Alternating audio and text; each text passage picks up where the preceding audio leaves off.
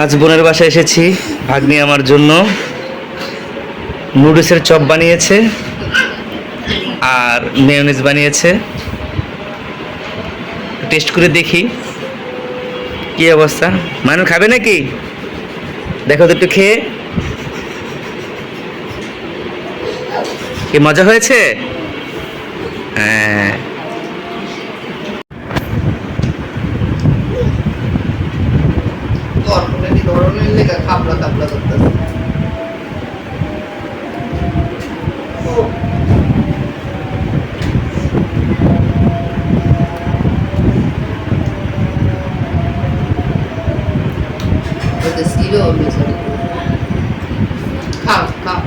ভালো হয়েছে আলহামদুলিল্লাহ।